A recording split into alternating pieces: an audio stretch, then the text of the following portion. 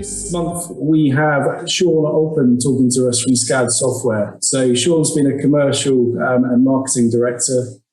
He's been 20 years at board level in some well-known companies that we would have all heard of. He joined SCAD Software, I think originally it was as a consultant to help them, and has gone on to become their MD, being responsible for UK and international growth. I think what SCAD Software are doing is really interesting. They've got some fantastic IP and methodology to do software build out and coding, which essentially makes it cheaper and quicker than the traditional alternatives of building software or developing software, which is unique, and I think it's got a real interesting advantage to bring to the market, and seems to me a bit of a no-brainer if anyone's going to look at budget for software development. So on that note, I'm going to pass over to Sean. Thank you, Rob. Good afternoon, everyone. I'm very conscious of what Jodie has taught us earlier on today. And on that note, and being very open, I'll be very happy to receive any 3 words based on what you hear from me in terms of how I come across. So listen, 3 minutes. I wouldn't be surprised if you are blissfully unaware of my elephant graveyard of failure.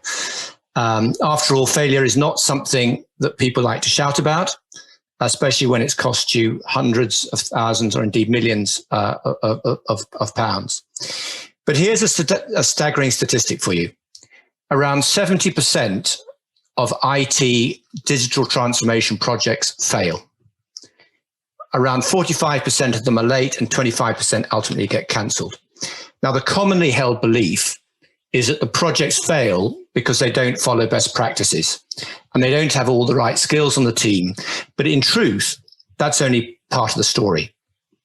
So in my allocated 3 minutes, I'd like to offer just 3 tips to help avoid ending up in that graveyard of failure.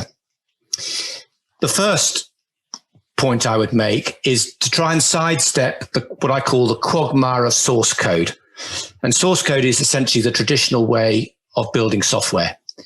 It's time consuming, it's complex, it's expensive, both to create, but then later on to maintain.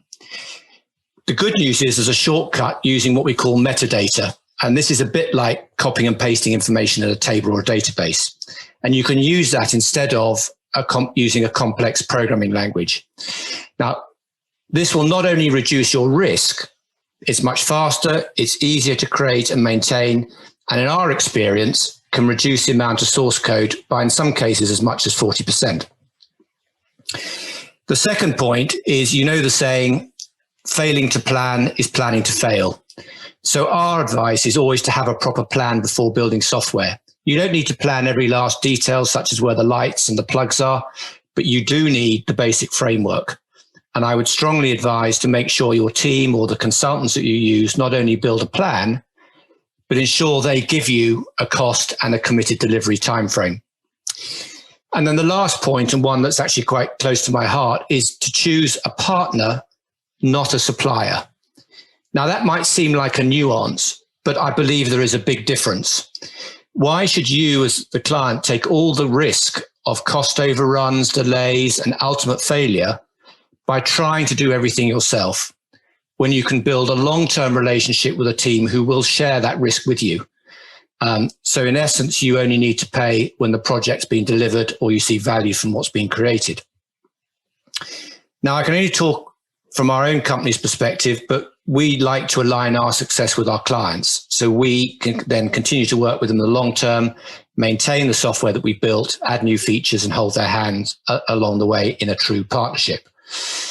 Now, I'm not saying I can solve all your software problems, but certainly over the last 15 years, our projects have typically delivered 75% faster than using traditional software development.